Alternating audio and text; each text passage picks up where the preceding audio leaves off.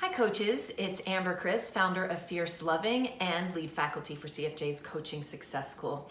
And today I wanted to talk about a big topic for coaches, which is objections and working with objections.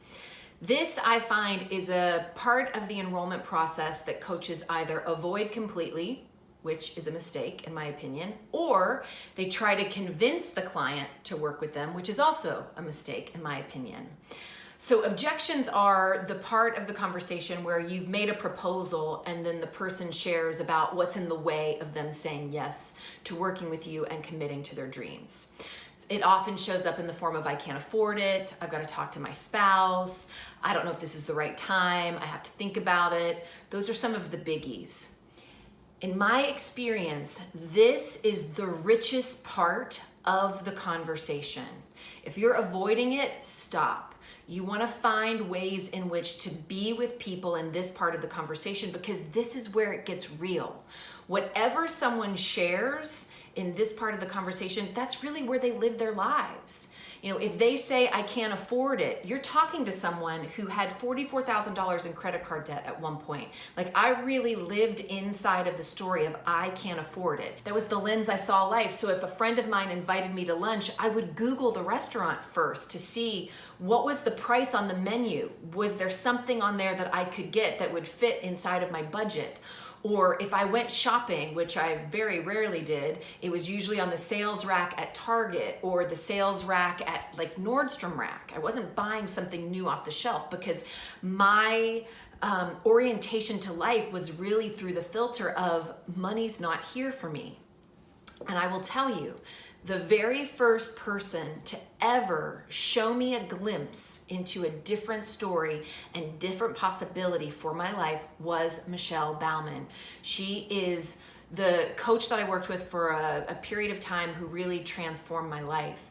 And it came in the form of, she and I sat down and had a conversation and she proposed to me and I bawled my eyes out and I was like, I'd love to work with you, but I have $25,000 in credit card debt and here's all the reasons why money's not there for me, you know, blah, blah, blah. She sent me away, she sent me a book, she gave me some assignments to take on, which I implemented. And implementing what she suggested, I brought in $600 within a week and a half of our conversation. And I wrote her and I was like, Michelle, this is amazing. Look, I made $600 doing the thing that you said. And she wrote me back and she was like, look how powerful you are. Look at how creative you are. Look at how resourceful you are.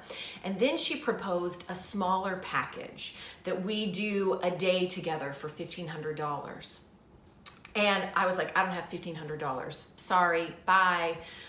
Because that's really where I was inside. Fast forward a couple of months, my life got really challenging and I thought, well, maybe Michelle would do a day with me if I offered to do 2 payments of $750.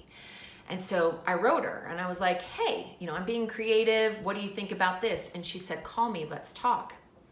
And so I called her. Now, this is the part of the conversation that I will say was triggering for me and very challenging. But now as a coach, I really see where she was coming from. So we got on the call and she acknowledged me for my creativity, but she was like, here's the thing, Amber. I do not want to I don't want to spend a day with the woman who thinks that she can't come up with $1,500. Because that level of consciousness in that woman, that level of dreaming into possibility, there's going to be a glass ceiling on that. So she said no to my proposal, my idea. And I got triggered and I was really an upset and, you know, had my own story around her and what occurred. But here's the thing, she held for me. She knew, like I had just created $600 implementing what she had suggested. Why would it not be possible for me to make 15? And she held firm in that. I am so grateful for her, for that moment, for this day beyond in my own life, because she highlighted a new possibility for me. This is what we get to do as coaches. We get to show people, we get to help people live into a new story, whether they ever work with us or not. And that's what's possible when we sit with people and be with them in the objection part of the enrollment conversation. Your job as the coach is to be with people as long as you can in that part of the conversation, because that will serve them.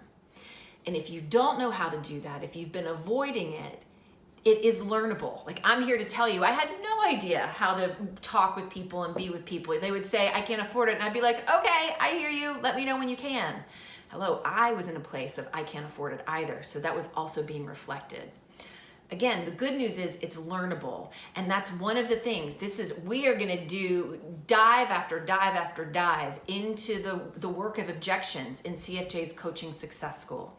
So if you know that this is an opportunity for your learning and growth, at the very least, reach out to me and send me an email, and we can talk about how you can start to be with people longer, how you can work with your own discomfort so that you can build your capacity to serve greater in that area with people. And if you're trying to convince them, you got to stop that too. See, the coaching works best when someone opts in 100% on their own. Okay, that's what I've got for you today. Tell me about your experience with objections.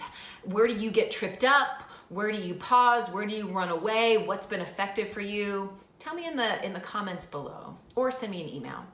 And check out CFJ's Coaching Success School. The link is here. I'll see you next time.